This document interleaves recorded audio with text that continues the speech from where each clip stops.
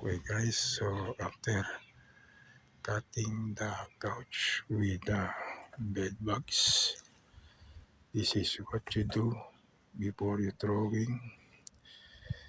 You make chop chop, see, for the whole part of the couch with the bed bugs.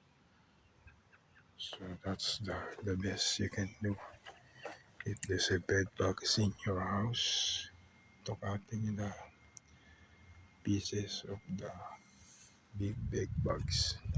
Okay, so you can use this for your project and other stuffs. See, so all you have to do, cut by pieces and then to make a woods with barbecue. Okay, so we throw this after cutting by pieces and roll it by rope by tomorrow. Okay, so that's it for now guys.